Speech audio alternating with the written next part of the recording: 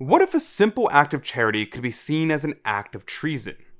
Imagine running a home for orphaned boys only to be accused of harboring a conspiracy against the government. This is the dramatic story of how Don Bosco's charitable work became the target of government persecution. The Miracles and Prophecies of St. John Bosco, a project of America Needs Fatima. I'm your host, Adrian Fonseca. Subscribe for new episodes every Monday, Wednesday, and Friday. Today, we'll witness a shocking moment in the history of Don Bosco's oratory when government officials launched an aggressive investigation of a home dedicated to helping poor and orphaned boys. In 1860, amid political turmoil in Italy, the government had become increasingly paranoid about Catholic institutions, particularly those with connections to the Pope. As we explore this tense confrontation, keep these themes in mind. The courage required to maintain charitable work in the face of persecution, the power of truth in confronting false accusations, and how God protects those who serve him. And I have a question for you. Have you ever faced opposition or suspicion for doing good? How did you respond?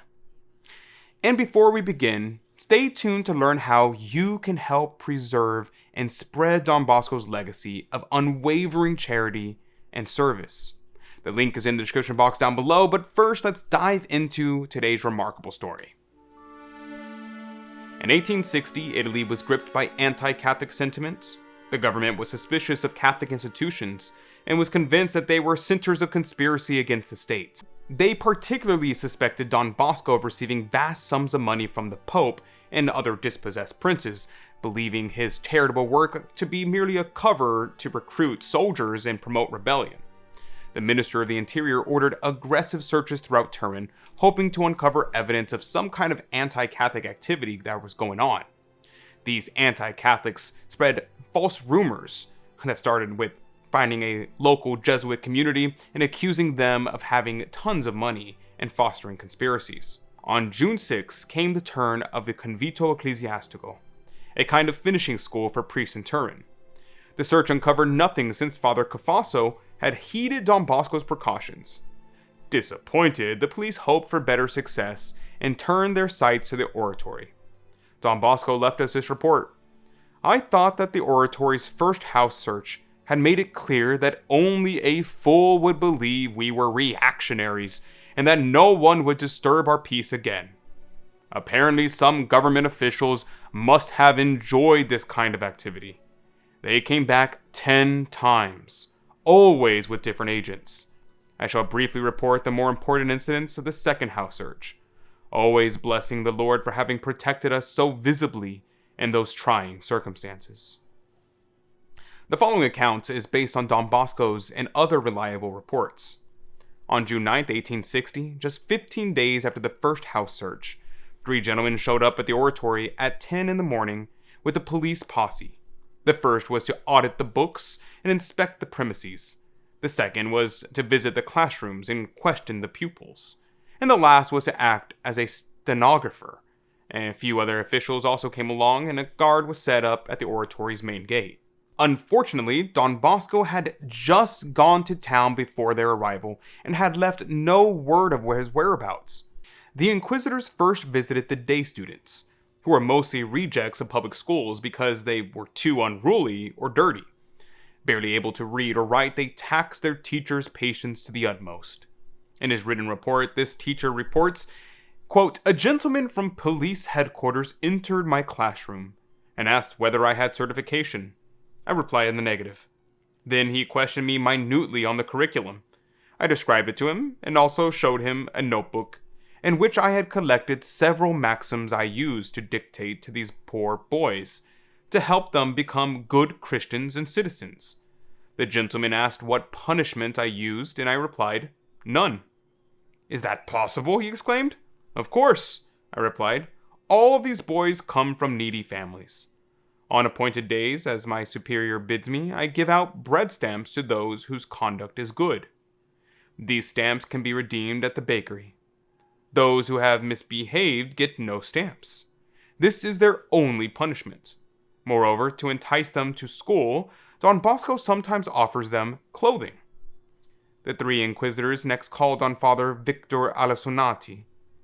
"Tell us how many boys board here." 300 between students and artisans. 40 are orphans.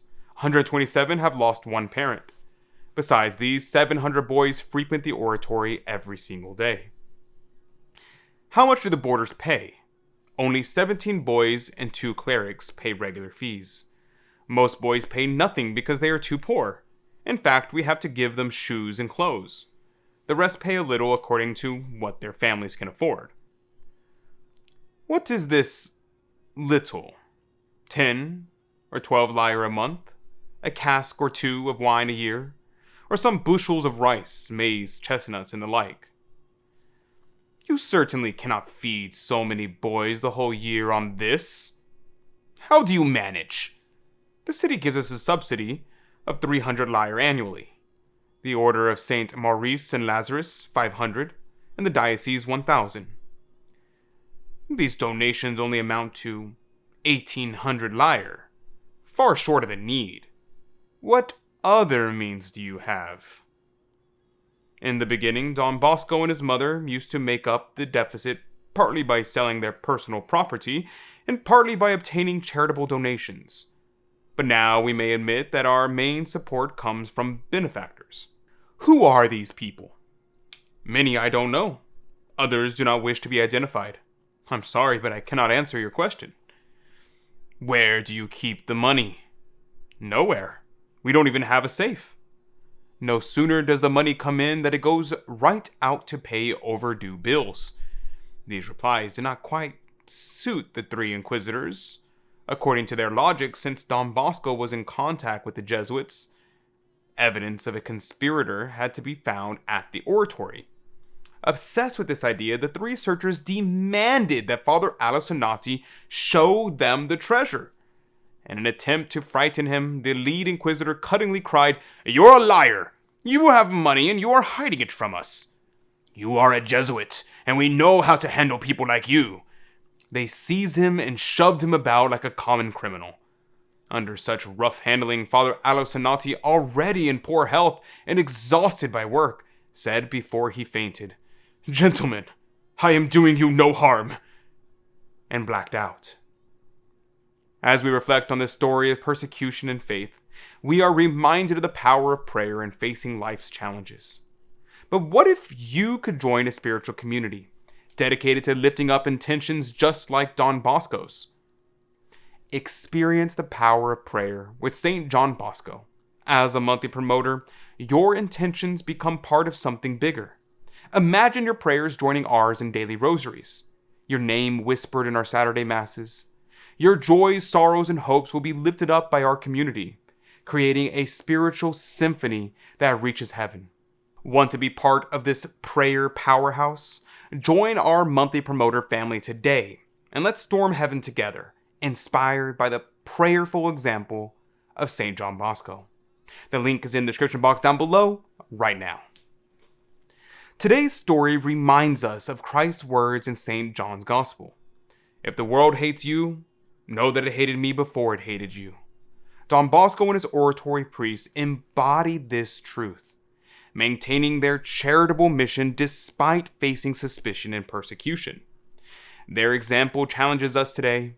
In a world that often views Christian charity with suspicion, how can we maintain our commitment to serving others? Like Don Bosco and Father Alessonati, we are called to continue our good works with transparency and courage, trusting in God's protection even in the face of opposition. What aspect of the story struck you the most?